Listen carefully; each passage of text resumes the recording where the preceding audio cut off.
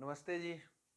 आज से जो है क्लास 12th का जो है हम लोग यहाँ पे गणित स्टार्ट कर रहे हैं, ठीक है। और चैप्टर 3 जो है आज आज से हम लोग डिस्कस करेंगे, ठीक है। चैप्टर 3 का यह पहला वीडियो है क्लास 12 का, ठीक है। हालांकि बुक तो एनसीईआरटी डिस्कस करेंगे, उसके साथ हम आपको एक्स्ट्रा क्वेश्चन जो है PDF free of cost provide करवाएंगे, जिसमें सारा जो बुक है मार्केट में अवेलेबल बेस्ट क्वेश्चन जो रहेगा वो हम पीडीएफ में आपको एक साथ जो है आपको प्रोवाइड करवा देंगे फ्री ऑफ कॉस्ट, ठीक है।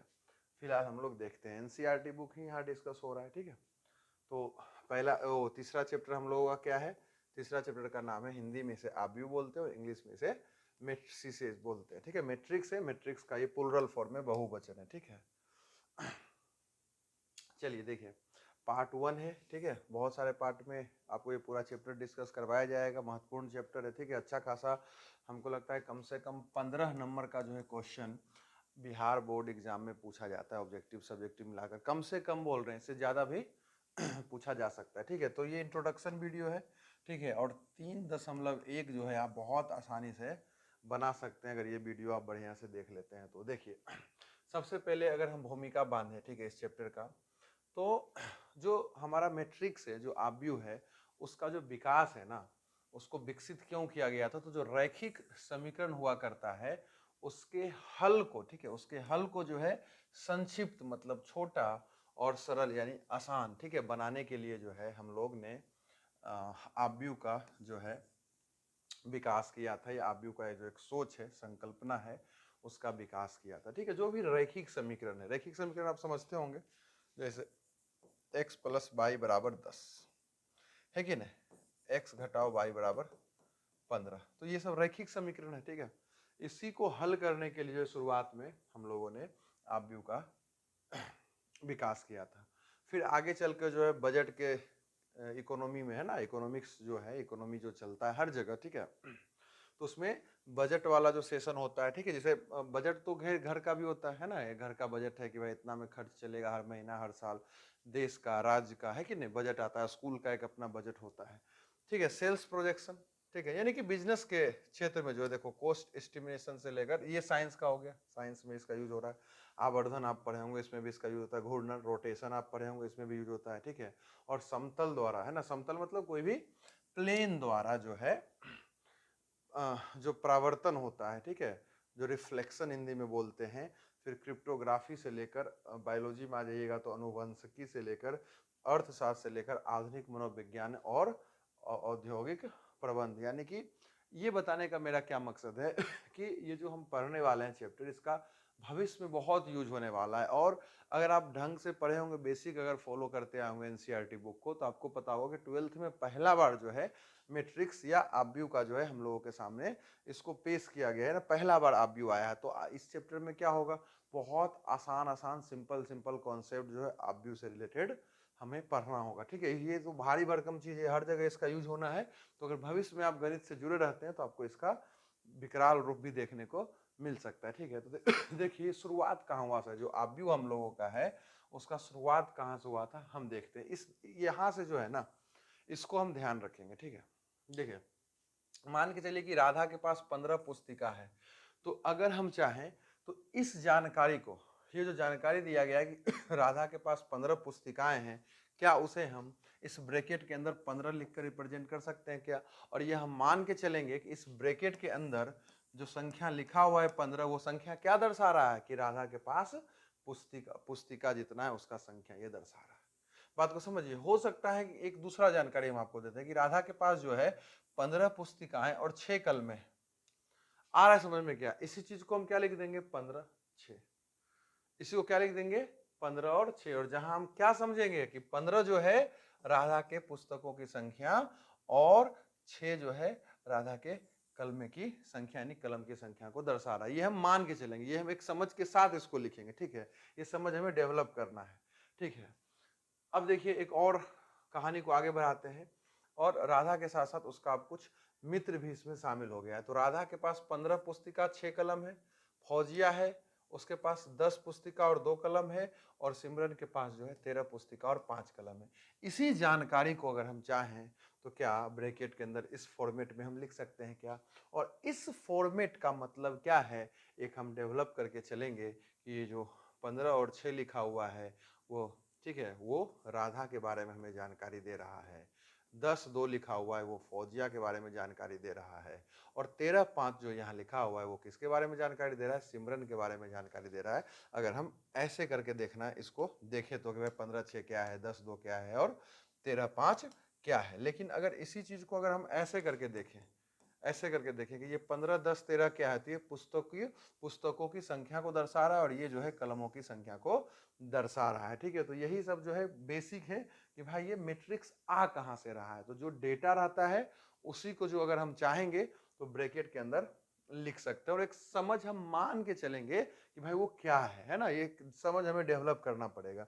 उसी बात को, उसी जानकारी को जो है हम ऐसे भी रिप्रेजेंट कर सकते हैं। किस जानकारी को? इस जानकारी को कि भाई राधा के पास, यानी कि इधर नाम दिखाना शुरू कर दिया कि भाई ये राधा के बारे में जानकारी मिल रहा है, ये फौजिया के बारे में जानकारी मिल रहा है, और ये जानकारी जो है हमें सिमरन के बारे में मिल रहा है। ठीक है, और ऐसे अब दर्शा रहा है।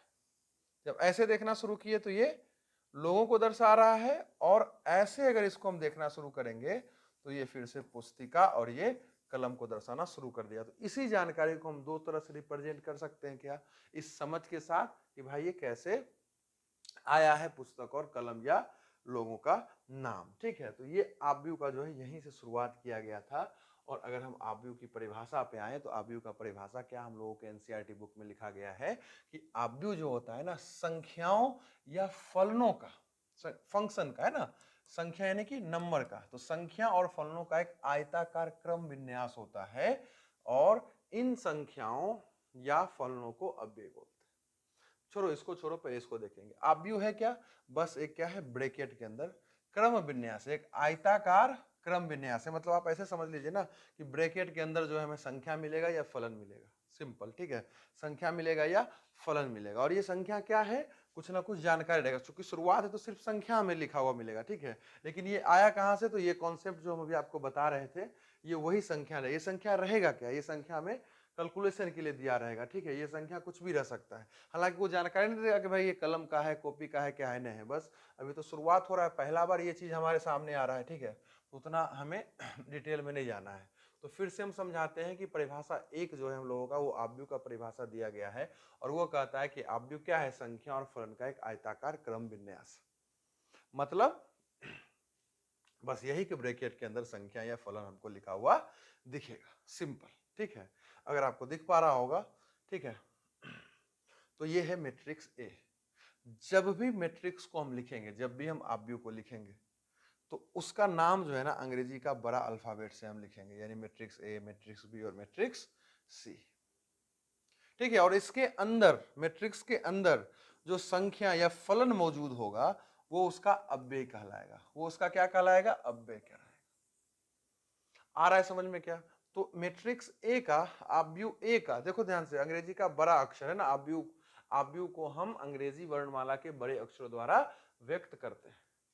तो मैट्रिक्स ए क्या, मैट्रिक्स ए हो गया, देखो बड़ी ए से हम सूचित किए, प्लस में ए के अंदर क्या अव्यय है, तो 5, 7, 8, 0, -3, √5 क्या है, इसका अव्यय हो जाएगा। और याद रखिएगा अव्यय कुछ भी हो सकता है। अव्यय क्या है?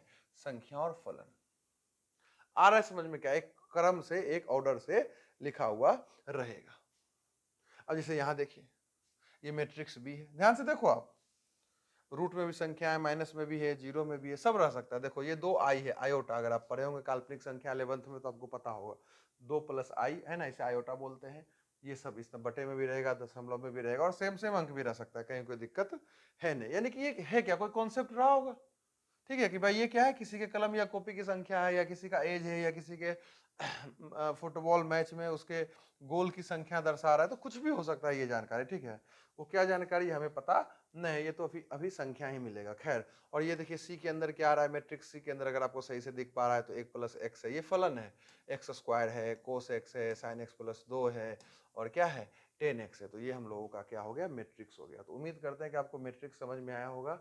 आव्यूह क्या है, कुछ नहीं, बस ब्रैकेट के अंदर क्या है, कुछ हमें संख्या लिखा हुआ दिखने वाला है, बात खत्म। ठीक है, थोड़ा सा आगे बढ़ जाइए। थोड़ा सा अगर हम आगे बढ़ेंगे तो हमें पढ़ना है आव्यूह की कोटि, ऑर्डर ऑफ अ मैट्रिक्स हमें पढ़ना है, ठीक है। तो सबसे पहले जो है हम समझते हैं कि ये जो मैट्रिक्स लिखा रहेगा ना, मान के चलिए हम एक मैट्रिक्स ले लिए, ठीक है, इसका नाम ए रख लेते हैं। तो मैट्रिक्स ए जो हम लिए हैं, ध्यान से समझिएगा एक छोटा सा कॉन्सेप्ट। अगर इस मैट्रिक्स में 5 7 3 को हम देखें ऐसे करके, इसको हम इस नजर से देखें, मतलब ऐसे देखें, और 4 9 8 को भी हम इस तरह से देखें, ठीक है, तो मैट्रिक्स में से हम पंक्ति बोलते हैं, इंग्लिश में से रो कहा जाता है। क्या कहा जाता है? रो या पंक्ति से हम बोलेंगे। जब भी ऐसे देखेंगे मैट्रिक्स में, ठीक है, उसे हम क्या बोलेंगे? पंक्ति बोलेंगे, इंग्लिश में रो बोला जाता है। तो इस मैट्रिक्स में देखो, ये पहला पंक्ति हो गया इसलिए हम इसे R1 बोलेंगे, और ये दूसरा पंक्ति हो गया इसलिए हम इसे R2 बोलेंगे, ठीक है। आ रहा है समझ में? क्या इसे हम क्या बोलेंगे? R1 और R2 बोलेंगे, ठीक है। ठीक बात क्या? फिर से एक बार कहिएगा तो हम समझा देते हैं। कोई भी मैट्रिक्स उठा लीजिए, एक मैट्रिक्स हम बी उठा लेते हैं जो 7 3 2 है, अंक तो कुछ भी रह सकता है, कहीं कोई टेंशन लेने की बात नहीं है, ठीक है। अब इस मैट्रिक्स में अगर हम देखेंगे तो ये मेरा क्या हो गया? पहला पंक्ति हो गया, ये दूसरा पंक्ति हो गया, और ये तीसरा पंक्ति हो गया, सिंपल। तो ये मेरा क्या हो जाएगा? R1, इसे हम बोलेंगे R2, ठीक है, और इसे हम बोलेंगे R3। आ रहा है समझ में? क्या हर मैट्रिक्स में आपको पंक्ति समझ में आएगा क्या? ये ऐसे करके जब देखना शुरू कीजिएगा तो वो पंक्ति कहलाएगा। वो क्या कहलाएगा? पंक्ति कहलाएगा, ठीक है। अब अगर इसी मैट्रिक्स में अगर हम इस तरह से देखना शुरू कर दें तो इसे हम स्तंभ बोलते हैं। इसे हम क्या बोलते हैं? स्तंभ बोलते हैं। क्या बोलते हैं जी? स्तंभ बोलते हैं। तो ये स्तंभ हो गया, और स्तंभ को इंग्लिश में हम क्या बोलते हैं? कॉलम बोलते हैं, ठीक है।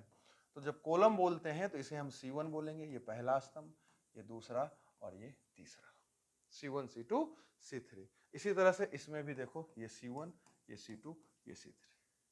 मैट्रिक्स में जब हम अव्यय को इस तरह से चेक करना शुरू करेंगे तो वो पंक्ति कहलाएगा, R से सूचित होगा। और अगर इस तरह से देखना शुरू कर देंगे, ठीक है, तो उसे हम स्तंभ बोलेंगे, जिसे इंग्लिश में कॉलम बोला जाता है, जो कि C से सूचित होगा, ठीक है। क्या इतना समझ में आया क्या? अब अगर कोई मैट्रिक्स आप A लेते हैं, ठीक है, अगर आप कोई मैट्रिक्स ए लेते हैं, ठीक है, तो हर मैट्रिक्स का एक कोटि होता है। हर मैट्रिक्स का क्या होता है? एक कोटि होता है, जिसे इंग्लिश में ऑर्डर बोला जाता है, ठीक है। हर मैट्रिक्स का एक कोटि होता है, और वो कोटि क्या होता है? m गुने n रूप का होता है। हर मैट्रिक्स का कोटि किस रूप में दिखेगा? m गुने n रूप का दिखेगा, जहां m क्या है? उस मैट्रिक्स क्या हम बोले, हर मैट्रिक्स का, हर आव्यूह का एक कोटि होता है, और हर कोटि m गुने n रूप का होता है। सबका अपना अपना कोटि होता है हर मैट्रिक्स का। तो इस मैट्रिक्स का, किसी भी मैट्रिक्स का कोटि क्या है? m गुने n रूप का है, और जहां m हमेशा क्या दिखाता है? उस मैट्रिक्स का, जिस मैट्रिक्स का आप कोटि बतलाना चाहते हैं, उस मैट्रिक्स का जो है पंक्ति की संख्या को दर्शाएगा। पंक्ति की संख्या, m का मतलब क्या हो गया? पंक्ति की संख्या, और n का मतलब हो गया स्तंभ की संख्या। m का मतलब क्या हो गया? स्तंभ की संख्या, सिंपल। तो इस मैट्रिक्स A का पंक्ति क्या होगा? m गुने n होगा। m गुने n होगा, जहां m क्या है? पंक्ति की संख्या, n क्या है? स्तंभ की संख्या। तो इस मैट्रिक्स में m का मान क्या होगा? यानी कि पंक्ति की संख्या क्या होगा? कितना पंक्ति है? तो याद करो, ऐसे करके चेक करेंगे, वो पंक्ति कहलाएगा। तो देखो, ये एक पंक्ति हो गया यहां से यहां तक, और ये यहां से यहां तक दूसरा पंक्ति हो गया। तो इसका m का मान क्या हो गया?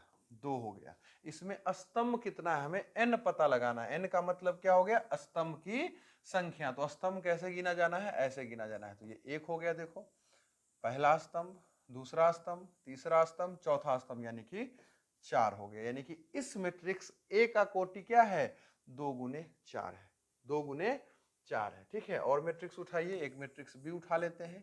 B के अंदर है 7 2 5 3 2 8 9 4 3 9 4 3, ठीक है, 9 4 3 3 2 5। तो इसका क्या होगा कोटि? इसका कोटि क्या होगा? तो हम सबसे पहले क्या करेंगे? हम सबसे पहले इसका पंक्ति चेक करेंगे। तो ये पहला पंक्ति हो गया, ये ये दूसरा हो गया, ये तीसरा हो गया और ये चौथा हो गया। यानी बी मैट्रिक्स में 4 पंक्ति है। बी मैट्रिक्स में कितना है? 4 पंक्ति है, यानी कि 4 पंक्ति हो गया। स्तंभ कितना है? तो स्तंभ गिन लो। स्तंभ तो ऐसे गिनाता है, 1 स्तंभ, 2 स्तंभ, 3 स्तंभ। यानी कि जो बी मैट्रिक्स है उसका कोटि 4 गुने 3 हो गया। हाँ कि ना? हाँ कि ना? अब जो है एक मैट्रिक्स सी उठाइए और सी मैट्रिक्स ठीक है,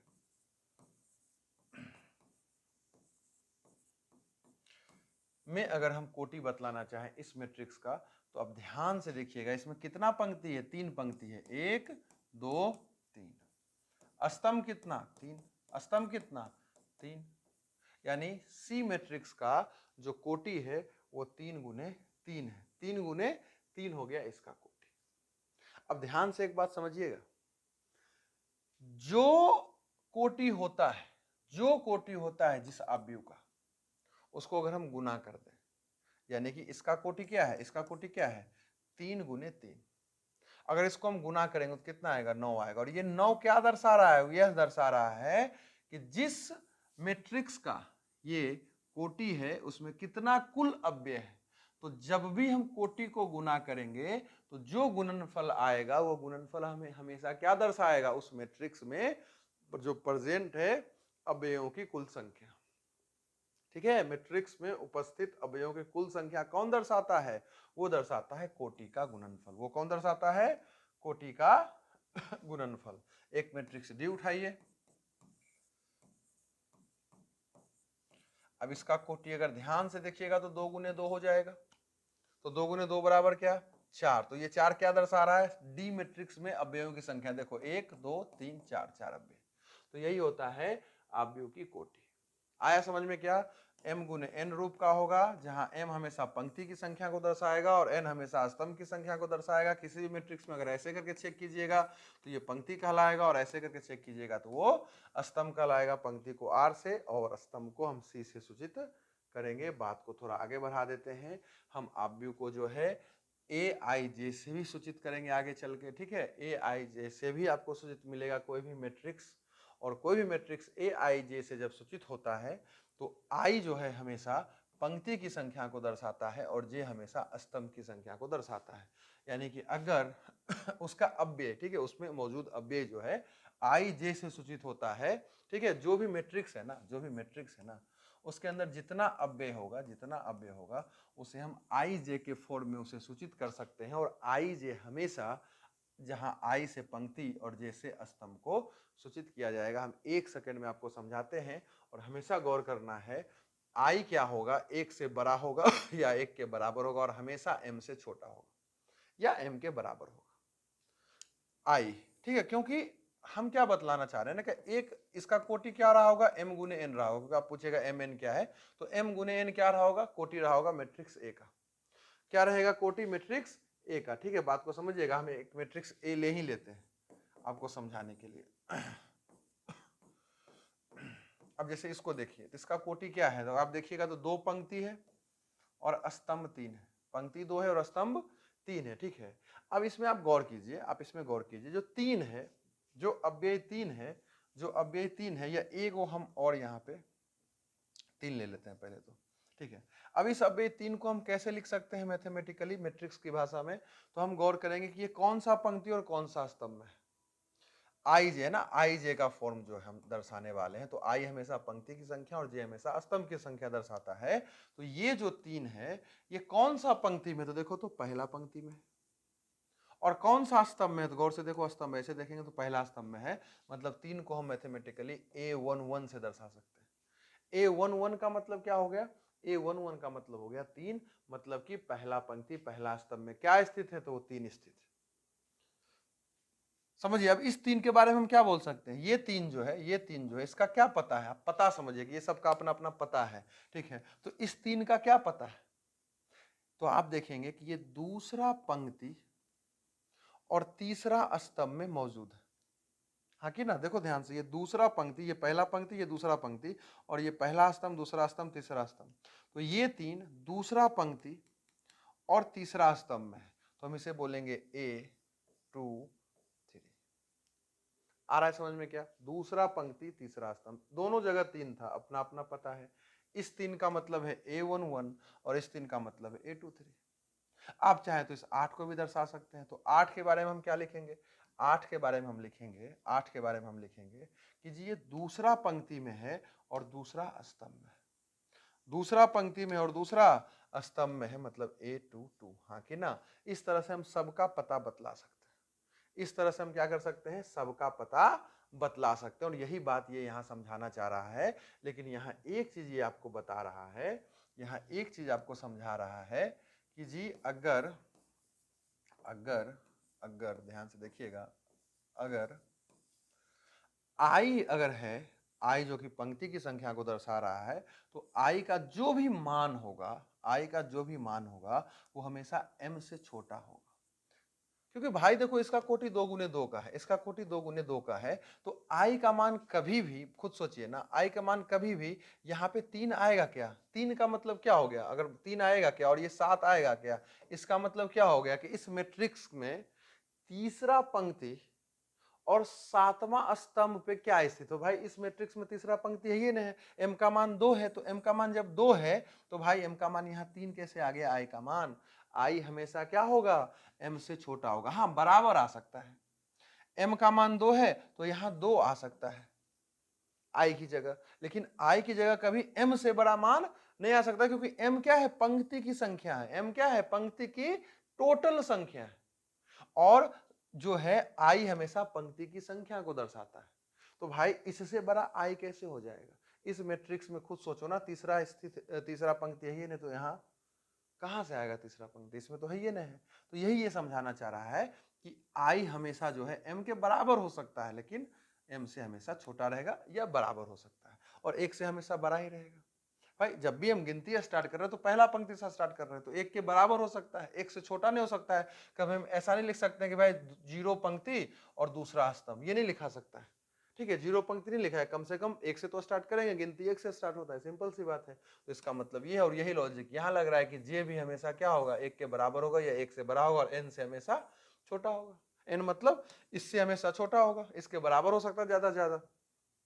और आई जे दोनों, ठीक है, आई भी यहां होगा, आई जे दोनों क्या होगा? एन, यानी कि प्राकृतिक संख्या का मान वहां आएगा। आई जे में हमेशा क्या आएगा? प्राकृतिक संख्या आएगा। क्योंकि ये क्या दर्शा रहा है? ए आई जे क्या दर्शा रहा है? वो दर्शा रहा है स्तंभ और पंक्ति की संख्या जो मैट्रिक्स के अंदर मौजूद है, अव्यय उसका। मैट्रिक्स के अंदर मौजूद हर अव्यय का पंक्ति और संख्या को, या उसके पोजीशन को, उसके पता को जो है हम ए आई जे के फॉर्म से दर्शा रहे हैं। तो बताइए, एन यानी कि प्राकृतिक संख्या ही तो आई जे का मान हो सकता है, इसके अलावा क्या इसका मान हो सकता है? खुद सोच लीजिए। ठीक है, पता नहीं आपको समझ में आया कि नहीं आया, ठीक है, लेकिन हम थोड़ा सा इस बात को आगे बढ़ाएंगे। ठीक है, ये आई जे का फॉर्म आपको मेन समझ में आना चाहिए। ठीक है, एक बार कहिएगा तो हम और आपको समझा ही देते हैं कि जैसे एक मैट्रिक्स हम डी उठाए, ठीक है, अब इसमें इसमें एक और थोड़ा सा बढ़ा ही लो। ठीक है, थोड़ा सा और बढ़ा ही लेते हैं। इसमें ये 8, 2 और 5। अब अगर हम चाहें कि इसका पता बताइए, तो इसका पता क्या हो जाएगा? इसका पता हो जाएगा, ये तो कि चलो ठीक है फिक्स लिखा जाएगा, ये पहला पंक्ति दूसरा स्तंभ में, तो इसका पता ऐसा हो जाएगा कि नहीं हो जाएगा? ठीक है, हो सकता है कि आपसे पूछ दे जी भाई A33 बराबर क्या है? A33 बराबर क्या है इस मैट्रिक्स में? तो 33 का मतलब क्या हो गया? तीसरा पंक्ति और तीसरा स्तंभ में क्या मौजूद है? भाई ये पंक्ति को दर्शा रहा है और ये स्तंभ को दर्शा रहा है 3। तो तीसरा पंक्ति और तीसरा स्तंभ में क्या स्थित है? तीसरा पंक्ति ये हो गया, तीसरा स्तंभ ये हो गया, तो तीसरा पंक्ति तीसरा स्तंभ में ये मौजूद है, खुद देख लो। यानी A33 का मतलब क्या हो गया? 5 हो गया। आ रहा है समझ में क्या? अगर हम आपसे पूछ दें A23, मतलब आपसे ये पूछा जा रहा है कि दूसरा पंक्ति और तीसरा स्तंभ में क्या स्थित है, तो दूसरा पंक्ति ये है, तीसरा स्तंभ ये है, तो 5 स्थित है, जो दूसरा पंक्ति और तीसरा स्तंभ में स्थित है, तो यहाँ हम 5 लिख देंगे। यही यहाँ हम आपको समझाना चाह रहे थे। ठीक है, अगर ये सब नहीं भी समझ में आया तो आप छोड़ सकते हैं, कोई बात नहीं। अब थोड़ा सा आगे बढ़ जाते हैं बउआ। क्या कहा, ये क्या यहाँ समझाना चाह रहा है? आई जी यहाँ लिख दो। तो पहले तो समझाया जा रहा है कि हम किसी m गुने n कोटि के आव्यूह को प्रकट करने के लिए जो है एक संकेत सिंबल का यूज करेंगे, वो ए आई जे होगा। ठीक है, यानी कि कोई एक मैट्रिक्स को अगर हम दर्शाना चाह रहे हैं तो ए आई जे से हम दर्शाएंगे। ठीक है, इसका प्रयोग हम करेंगे दर्शाने के लिए ए आई जे का, जहां जिसका कोटि क्या होगा, m गुने n होगा, m गुने n उसका कोटि होगा, ठीक है। और दूसरा मुद्दा ये है कि हम केवल ऐसे अवयवों पर यहाँ विचार करने वाले हैं इस चैप्टर में, 12th का चैप्टर 3 में, जिसके अव्यय है ना, हर मैट्रिक्स के अंदर क्या है, अव्यय है। तो अव्यय जो है वास्तविक संख्या है या वास्तविक मान ग्रहण करने वाला फलन है। यानी अभी हम क्या बोल रहे थे कि भाई बेसिक ही मैट्रिक्स पढ़ने वाले हैं, क्योंकि पहला बार ये आया है, ठीक है। जैसे त्रिकोणमिति 10th में पहला बार आया तो कितना बेसिक बेसिक उसमें पढ़ाया गया। 11th में 10th के मुकाबले 11th में सोचो कितना हार्ड है ना। 10th से अगर हम तुलना कर ले 11th के त्रिकोणमिति का, तो वो कितना भारी बोल सकता है विद्यार्थी अपनी भाषा में, ठीक है। हालांकि कोई ऐसा तराजू नहीं बना है जो गणित को भारी कर दे कि भाई ये बहुत भारी है, लेकिन बच्चा बोलता है कि भाई भारी है। चलिए देखिए, तो हम क्या बतलाना चाह रहे थे कि इस चैप्टर में, जो चैप्टर 3 है एनसीईआरटी बुक में, उसमें केवल हम उन्हीं अवयवों पर चर्चा करने वाले हैं जिनके अव्यय वास्तविक संख्या हो, यानी कि मैट्रिक्स के अंदर क्या दिखे, वास्तविक संख्या दिखे, ये सब वास्तविक संख्या, ये ऐसा कुछ दिखे, या ऐसा फलन दिखे, ऐसा फलन दिखे जिसका मान, हल फलन का जो मान है वो मान के चलो वास्तविक मान है। जैसे कि देखो अगर हम sin 30 लिख दिए तो भाई इसका वास्तविक मान ही ना आएगा। आ रहा है समझ में कि नहीं आ रहा है? तो यही समझाना चाह रहा है, मतलब केवल संख्या रहे, ऐसा मैट्रिक्स पे हम चर्चा करेंगे जहां सिर्फ हमको संख्या दिखे, या तो डायरेक्ट दिया रहे संख्या, या इनडायरेक्टली फलन के मान, फलन के रूप में दिया रहे, फलन के रूप में जो है इनडायरेक्टली अव्यय दिखे और उसका मान क्या है, संख्या ही आए। एक तरह से ये आपको बतलाना चाह रहा था। खैर यहाँ आइए, तो कहा जा रहा है कि हम एक समतल के किसी बिंदु एक्स वाई को, समतल समझते हैं ना, जो आप ग्राफ बनाते थे, तो ग्राफ में जो बिंदु आता था, हर बिंदु क्या होता था, एक निर्देशांक का रूप धारण करता था, जो कि एक्स वाई का रूप होता है हर बिंदु। हाँ कि ना, हर बिंदु का एक निर्देशांक होता है जो एक्स कॉमा वाई के रूप का होता है। उसको भी हम चाहेंगे तो आव्यूह के रूप में प्रकट कर सकते हैं। तो कैसे कर सकते हैं, तो बहुत आसान है। मान के चलिए कोई हम बिंदु ले लेते हैं 3 2, ठीक है, एक बिंदु ले लीजिए 3 2, इसे हम आव्यूह के रूप में कैसे लिख सकते हैं, मेरी इच्छा ऐसे लिख दीजिए या ऐसे लिख दीजिए। ये दो तरीका है जिससे हम चाहेंगे तो इसको दर्शा सकते हैं, ठीक है। इसमें 3 जो है एक्स निर्देशांक को और 2 जो है वाई निर्देशांक को, भुज और कोटि याद करो, एक्स के मान को भुज और वाई के मान को कोटि बोलते थे। तो 3 यहाँ भुज है और 2 यहाँ कोटि है, इधर 3 ऐसे है, सिंपल, ठीक है क्या। आगे बढ़ते हैं। आगे कहा जा रहा है कि हम किसी बंद रैखिक आकृति के शीर्षों को एक आव्यूह के रूप में लिख सकते हैं। अगर एक चतुर्भुज एबीसीडी उठाइएगा, एक चतुर्भुज एबीसीडी उठाइएगा, ठीक है, उसके निर्देशांक दिए गए हैं, तो इसे भी हम चाहेंगे तो एक मैट्रिक्स के रूप में लिख सकते हैं। यही ये समझाने का मतलब हुआ। हम क्या करेंगे, लिख देंगे 1 0, जो कि क्या हो गया, ए का निर्देशांक हो गया, सिंपल। हम लिख सकते हैं 3 2, जो कि बिंदु बी का निर्देशांक हो गया, शीर्ष ए शीर्ष बी, शीर्ष सी का निर्देशांक जो है यहां लिख दो, और शीर्ष डी का जो निर्देशांक है वो यहां लिख दो, हो गया।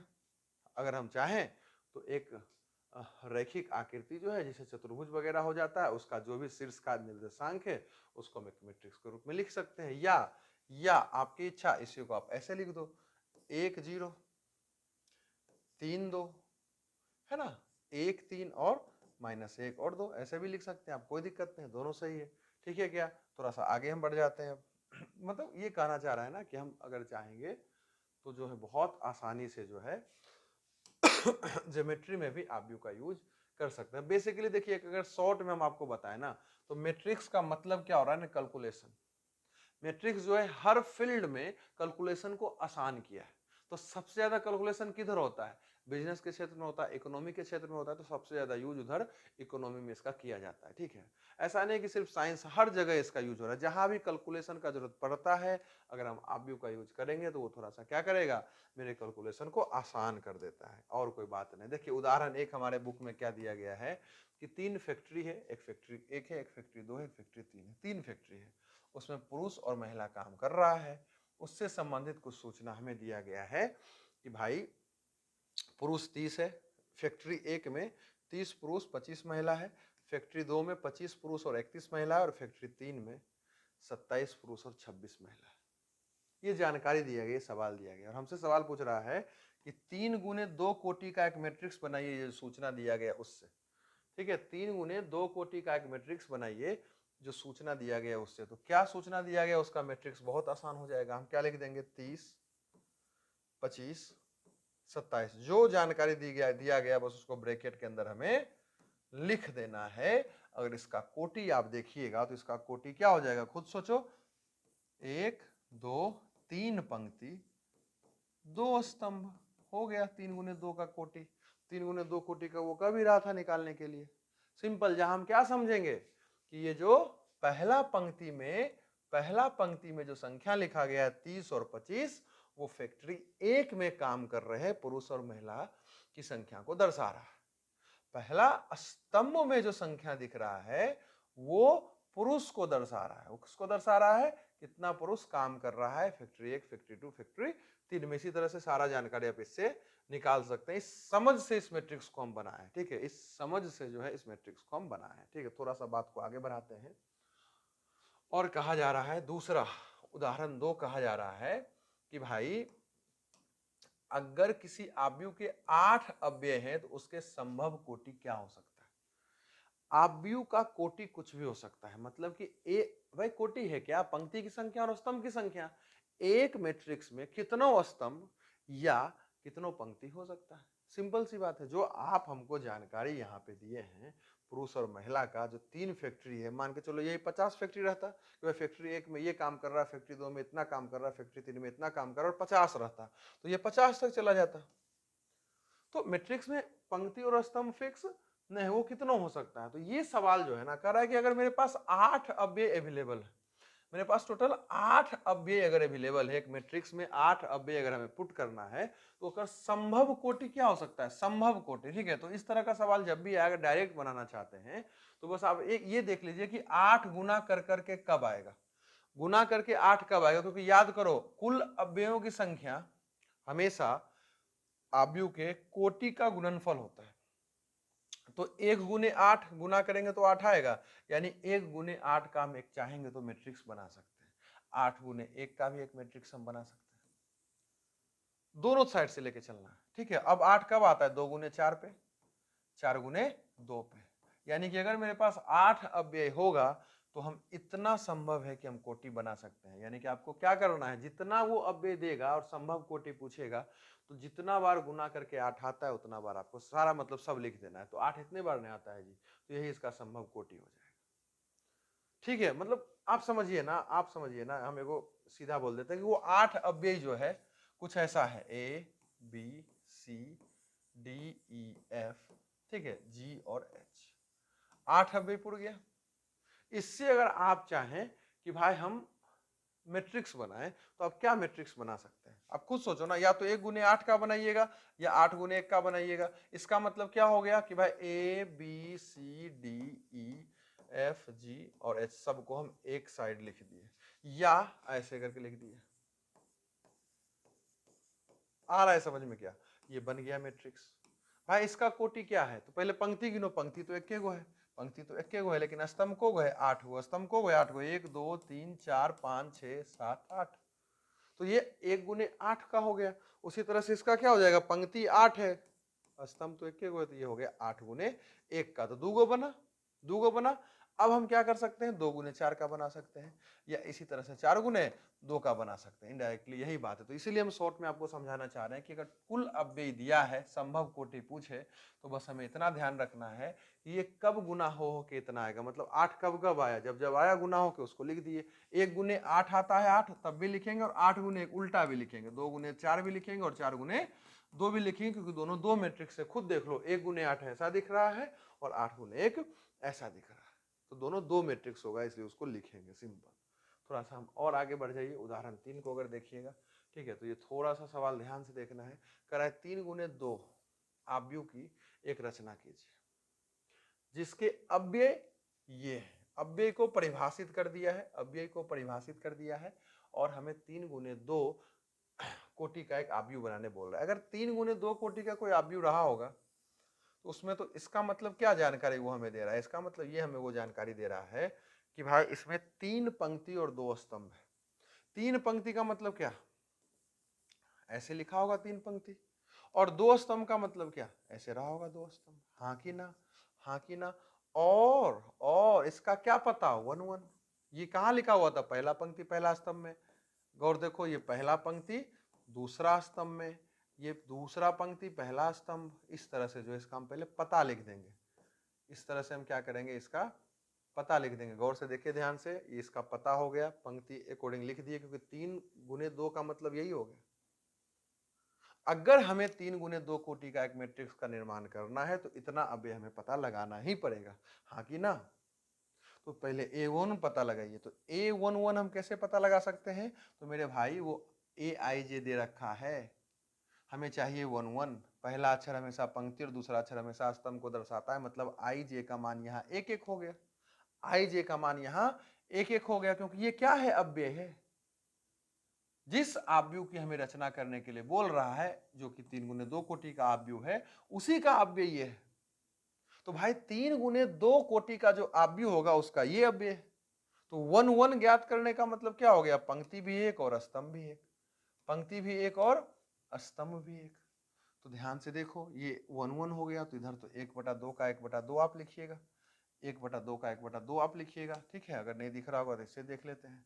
और ये मोड का मोड रहने दो, आई की जगह 1, क्योंकि यहाँ देखो 1 हम ज्ञात कर रहे हैं, घटाओ की घटाओ, 3 की 3, और जे की जगह भी 1। इसको सोल्व कर दीजिए, 1/2, 1/2 मोड के अंदर 1 घटाओ 3, ध्यान से देखो 1 घटाओ 3, ठीक है। थोड़ा सा और सोल्व कीजिए, थोड़ा सा और इसको अगर हम सोल्व कर देंगे तो 1/2 मोड -2। और याद करो, मोड का मतलब क्या है, ये प्लस में ही निकलेगा, मोड से बाहर प्लस में ही निकलेगा, बस इतना ही समझिए। मॉडुलस फंक्शन अगर आप पढ़ेंगे तो ध्यान होगा। तो 2 2 चला गया, बचा क्या, 1 बचा। ये 1 किसका मान है, 1 1 का मान है। तो हम अब क्या कर सकते हैं, हम जो है यहाँ पे A11 को हटाकर क्या लिख देंगे, 1 लिख देंगे, इसका मान 1 आ गया। ठीक इसी प्रकार हम क्या कर सकते हैं, A12 निकाल सकते हैं।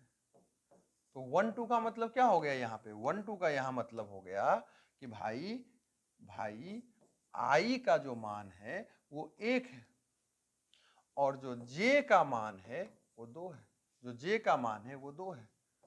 तो 1/2, 1 घटाओ 6, अर्थात 1/2 मोड में -5, तो मोड कुछ काम तो करेगा नहीं, +5 से कर देगा, गुना कर 5/2 आ जाएगा। ये सिंपल सा कैलकुलेशन है, इसको समझाने की जरूरत है नहीं। तो 1 2 का मान क्या आ गया, 1 2 का मान आ गया 5/2। तो हम क्या करेंगे, यहाँ पे लिख देंगे 5/2। आ रहा है बात समझ में क्या। इसी तर्ज पर हम जो है सारा मान निकाल सकते हैं। एक मान हम आपके लिए 3 2 वाला निकाल देते हैं। तो A32 अगर हम निकालने के लिए जाएंगे, आप इसी तरह से सारा निकाल लीजिएगा, क्यों हम समय बर्बाद करें आपका, ठीक है। A32 अगर निकालने जाइएगा तो 1/2, I की जगह लिखिए 3, I की जगह लिखिए 3, क्योंकि देखो यहाँ 3, ठीक है, घटाओ 3 गुने 2, जे की जगह क्या लिखेंगे, 2 लिखेंगे। तो 1/2, 3 घटाओ 6, तो 1/2 ये हो गया -3, मोड के कारण +3 हो जाएगा, अर्थात 3/2 हो जाएगा। तो ये भी मेरा क्या आ गया, ये भी मेरा 3/2 आ गया समझ में क्या। इस तरह से हम चाहेंगे तो सारा का सारा मान निकाल सकते हैं, ठीक है। आगे बढ़ जाइए, क्या मिटाना। अब जो है हम लोग आव्यूह के प्रकार पे आते हैं, ठीक है। आव्यूह का प्रकार क्या है, इधर आ जाइए, ठीक है। मैट्रिक्स कितने तरह का होता है उस पे हम आते हैं। तो सबसे पहले स्तंभ आव्यूह, जैसा नाम वैसा काम, ठीक है। तो जिस आव्यूह में केवल एक स्तंभ रहे उसे हम स्तंभ आव्यूह बोलते हैं, ठीक है। जिसमें केवल एक स्तंभ होता है उसे हम स्तंभ आव्यूह बोलते हैं। और इसका कोटि क्या हो जाएगा, हर मैट्रिक्स का कोटि होता है m गुने n का। किसी भी मैट्रिक्स का कोटि क्या होता है, m गुने n का होता है, जहां m जो है पंक्ति की संख्या और n जो है स्तंभ की संख्या को दर्शाता है। मेरे भाई यहाँ क्या बोला कि भाई स्तंभ आप भी उसी को बोलेंगे जिसमें एक स्तंभ होगा, यानी फिक्स हो गया, कि स्तंभ एक ही होगा, यानी n का मान यहाँ फिक्स हो गया 1 होगा, यानी कि स्तंभ आव्यूह का जो कोटि है वो m गुने 1 का होगा, m गुने 1 का होगा। आ रहा है समझ में क्या। इसका अगर एग्जाम्पल हम देखना चाहें कि भाई किस तरह से कोई स्तंभ आव्यूह दिखेगा, तो कोई भी स्तंभ आव्यूह कैसा दिखेगा, जिसमें एक स्तंभ होगा, यानी कि कुछ ऐसा, यानी कि कुछ ऐसा। इसमें आप क्या बोल सकते हैं कि एक स्तंभ है, एक स्तंभ है। इस मैट्रिक्स का कोटि क्या है? 3 गुने 1, क्योंकि देखो इसमें 3 पंक्ति है, 1 2 3, और स्तंभ क्या है? एक है। स्तंभ क्या है? एक है। तो ये एक स्तंभ आप भी है। क्यों? क्योंकि इसमें स्तंभों की संख्या एक है। सिंपल, ठीक है, बहुत आसान है। ऑब्जेक्टिव में अगर पूछेगा तो इसको आप बना सकते हैं। दूसरा नाम पंक्ति आव्यूह।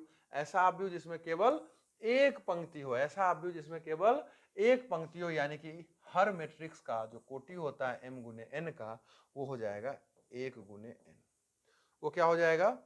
1 गुने n, क्योंकि m जो है यहाँ 1 होगा, तभी तो वो पंक्ति आव्यूह कहलाएगा, क्योंकि एक पंक्ति जिस मैट्रिक्स का होगा उसी को हम पंक्ति आव्यूह बोलेंगे। यानी कि पंक्ति आव्यूह का जो कोटि होगा वो 1 गुने n होगा, 1 गुने n होगा। और अगर हम मैट्रिक्स A की बात करें तो इसे हम क्या बोल सकते हैं? हम इसे पंक्ति आव्यूह बोल सकते हैं, क्योंकि इसमें केवल एक पंक्ति है, केवल एक पंक्ति। हम बार बार बोल रहे हैं ये पंक्ति कहलाएगा और ये स्तंभ कहलाएगा। एक पंक्ति यानी 1 गुने स्तंभ कितना है? देखो 1 2 3 4 5 6, यानी कि इस मैट्रिक्स A का जो कोटि है वो 1 गुने 6 है, यानी एक पंक्ति है, अर्थात ये पंक्ति आव्यूह है। सिंपल। आगे बढ़ जाते हैं, आगे बढ़ जाते हैं। और वर्ग आव्यूह किसे बोलेंगे? ऐसा आव्यूह जिसमें स्तंभों की संख्या और पंक्ति की संख्या बराबर हो, यानी m बराबर n हो, m बराबर n हो। सिंपल, ठीक है। कोटि क्या होता है? m गुने n का होता है। कोटि क्या होता है किसी भी मैट्रिक्स का? m गुने n का होता है। m और n बराबर हो जाएगा जिस मैट्रिक्स का, उसे हम वर्ग आव्यूह बोलेंगे। फॉर एग्जाम्पल इसके कोटि, इसका कोटि क्या है? 2 गुने 2, तो mn बराबर है कि नहीं, इसलिए वर्ग आव्यूह, ठीक है।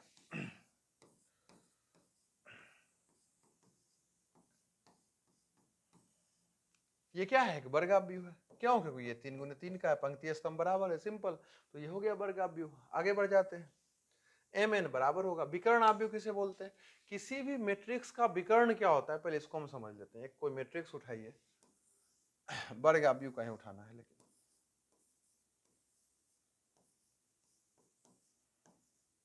इसको उठाया। इसमें आप क्या देखिए, इसमें आप क्या देखिए कि जैसे एक चतुर्भुज, याद है कि आप 9 10 से चतुर्भुज पढ़ते आए। अगर ये एक चतुर्भुज है तो उसका विकर्ण ये और ये कहलाता था, हाँ कि ना? ये इसका विकर्ण कहलाता था क्या? चतुर्भुज का। तो यहाँ पे वर्ग आव्यूह में, वर्ग आव्यूह में ये जो है ना, इसी तरह से तिरछा तिरछी जो हम गए, ये विकर्ण कहलाता है। इसमें दोनों होता है, ये भी विकर्ण होता है, ये भी विकर्ण होता है। इसमें बस यही विकर्ण होगा। यानी अगर इसका नाम हम ए रखेंगे तो मैट्रिक्स ए का विकर्ण अव्यय क्या है? विकर्ण अव्यय, यानी विकर्ण वाला सदस्य कौन कौन है? तो 6 5 12, ये विकर्ण कहलाता है। वर्ग आव्यूह का ये विकर्ण हो गया। पहले कोई दिक्कत क्या यहां तक समझने में? अगर ये समझ में आ गया, अगर ये समझ में आ गया, तो अब हम समझते हैं विकर्ण आव्यूह क्या है। तो कह रहा है कि एक वर्ग आव्यूह विकर्ण आव्यूह कहलाता है, यानी कि एक वर्ग आव्यूह ही विकर्ण आव्यूह होगा। यानी एक विशेष प्रकार का वर्ग आव्यूह विकर्ण आव्यूह कहला जाएगा। तो उस वर्ग आव्यूह का क्या विशेष गुण होना चाहिए? वो गुण होना चाहिए कि विकर्ण, है ना, विकर्ण के अतिरिक्त सभी अव्यय शून्य हो। यानी ऐसा आव्यूह, ऐसा वर्ग आव्यूह, सॉरी, ऐसा वर्ग आव्यूह जिसके विकर्ण में तो अव्यय दिखे, बाकी सब जीरो हो जाए। यानी कि जैसे देखो ये वर्ग आव्यूह है, ये वर्ग आव्यूह है, बहुत बढ़िया बात है। अब इससे भी देखिए, इसे भी देखिए, ये भी वर्ग आव्यूह है। ठीक है, ठीक है, ठीक है, ठीक है। अब देखो ये भी एक वर्ग आव्यूह है, ये भी एक वर्ग आव्यूह है। वर्ग आव्यूह होने के लिए क्या था? m गुने n, तो देखो m n बराबर है, m n क्या है? बराबर है। दोनों वर्ग आव्यूह है। लेकिन ये वर्ग आव्यूह विकर्ण आव्यूह नहीं कहला सकता। क्यों विकर्ण आव्यूह नहीं कहला सकता है? क्योंकि विकर्ण आव्यूह के लिए क्या है ना, विकर्ण में ही केवल दिखे संख्या, बाकी सब अव्यय जीरो रहे। यानी इसको देखो, ये वर्ग आव्यूह विकर्ण आव्यूह कहला जाएगा। क्यों? क्योंकि इसके विकर्ण में तो संख्या दिख रहा है, मतलब हालांकि संख्या तो जीरो भी है, अंक तो जीरो भी है, लेकिन यहां जीरो के अलावा सब दिख रहा है, मतलब यहां क्या है ना, मतलब विकर्ण में तो संख्या है, बाकी सब क्या है, जीरो है, बाकी सब क्या है, जीरो, यही समझाना चाह रहा है। यदि विकर्ण के अतिरिक्त सभी अव्यय शून्य हो, विकर्ण को छोड़कर बाकी सब क्या रहे, जीरो रहे, तो देखो विकर्ण क्या है, विकर्ण तो जीरो नहीं है, बाकी सब जीरो है, इसलिए ये वर्गाव्यूह विकर्णाव्यूह कहलाएगा। बात आ रहा है समझ में क्या, बात आ रहा है समझ में क्या? ये एक वर्गाव्यूह है और इसके विकर्ण जीरो नहीं है, लेकिन बाकी सब सदस्य क्या है, जीरो, इसलिए ये विकर्णाव्यूह है। एक वर्गाव्यूह ही विकर्णाव्यूह होगा, ठीक है। आगे बढ़ जाते हैं। अदिश आव्यूह किसे बोलते हैं, तो एक विकर्ण आव्यूह ही अदिश आव्यूह होगा। पहले एक वर्ग आव्यूह उठाना है, वही वर्ग आव्यूह का चांस है कि वो विकर्ण आव्यूह बन सकता है, वही वर्ग आव्यूह का क्या चांस है कि वो विकर्ण बन सकता है, अगर वो वर्ग आव्यूह के विकर्ण जीरो के विकर्ण के अतिरिक्त सभी अव्यय क्या हो, जीरो हो, तो उसे हम बोल देंगे विकर्णाव्यूह।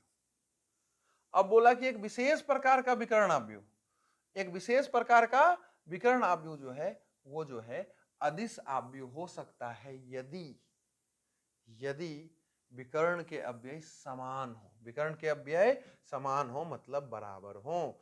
देखो मेरे भाई, देखो मेरे भाई, यहां भी 5, यहां भी 5, ये वर्ग आव्यूह तो है, ये विकर्ण आव्यूह भी है, क्योंकि विकर्ण में के अलावा सब जीरो है, विकर्ण के अलावा सभी अव्यय क्या है इस मैट्रिक्स का, जीरो है, तो ये वर्ग आव्यूह भी है, ये विकर्ण आव्यूह भी है, और ये विशेष प्रकार का विकर्ण आव्यूह क्यों, क्योंकि इसका विकर्ण बराबर है, 5 5 है, 7 7 रहे, 8 8 रहे, तो इसे हम क्या बोल सकते हैं, अदिश आव्यूह बोल सकते हैं। एक 3 कोटि का लेकर हम आपको समझा देते हैं।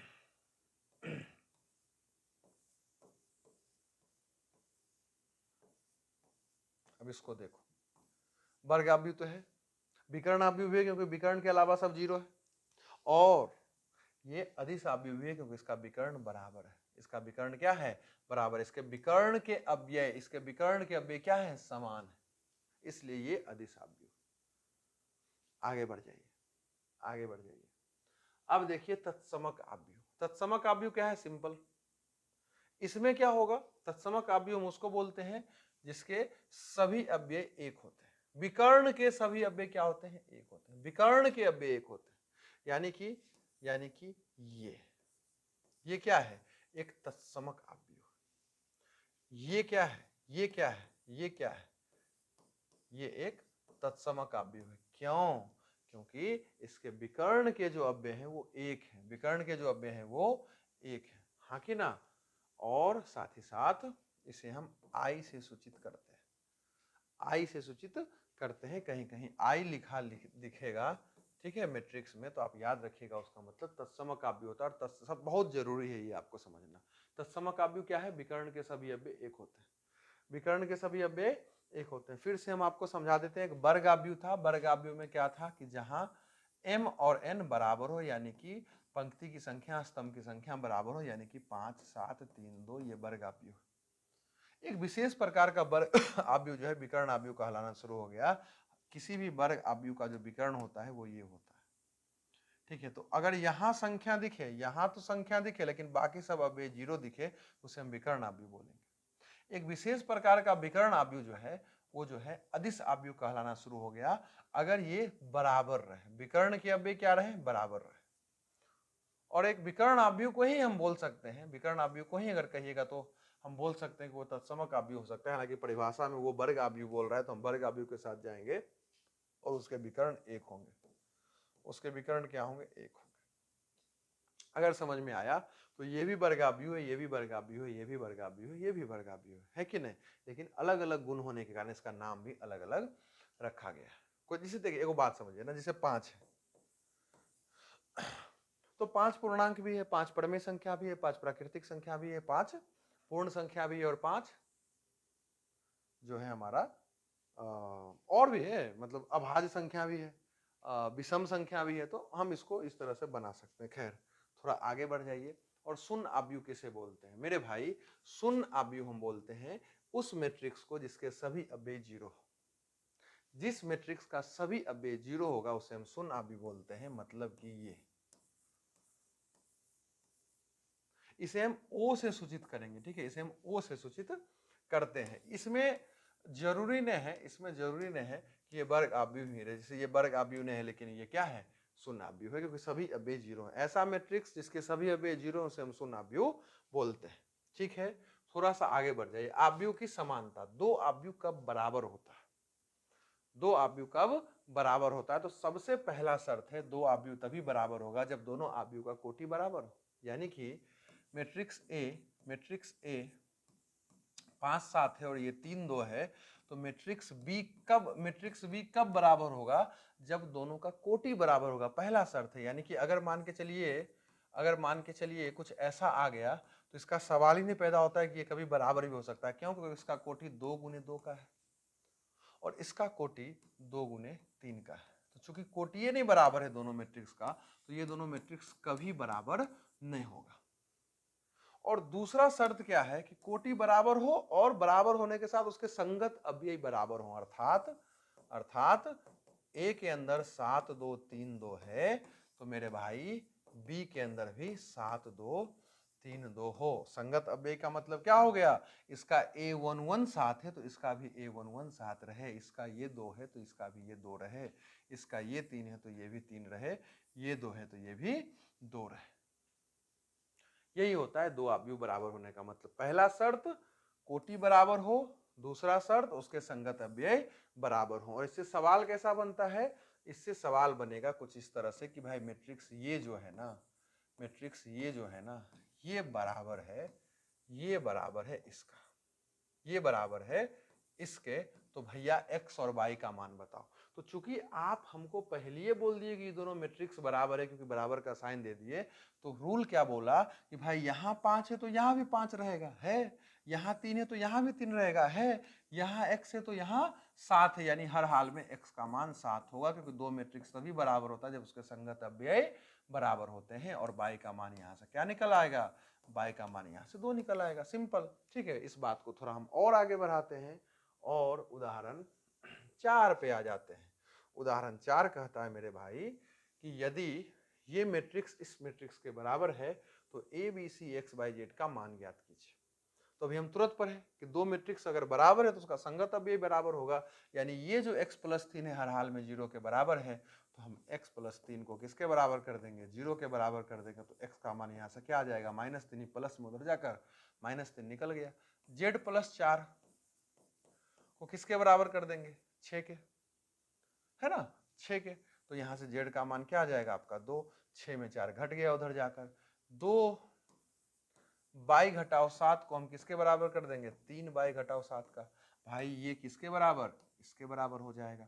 बाई को बाई के साथ कर दो और अंक को अंक के साथ कर दो, यहाँ 2 है मेरे ख्याल से। ठीक है, तो ये ध्यान से देखो, कुछ गड़बड़ नहीं किए जी, हाँ ठीक है। इसको ध्यान से देखो, ये क्या हो जाएगा -y, इसको ध्यान से देखो, ये हो जाएगा +5, हाँ कि ना, तो y का मान क्या आ जाएगा, -5 आ जाएगा। ठीक है क्या, अब देखिए ध्यान से, अब कहाँ मान निकलेगा, यहाँ मान निकलेगा, तो a-1 को किसके बराबर करेंगे, -3 के बराबर करेंगे, तो लिखिएगा a-1 बराबर -3, तो a बराबर -3 प्लस 1, माइनस में उधर जाकर प्लस, तो a का मान ध्यान से देखो -2 आ जाएगा, हाँ कि ना। इसी तरह से जो है बुक में तो खैर बना ही होगा, ये 0 किसके बराबर हो जाएगा, 2c + 2 का।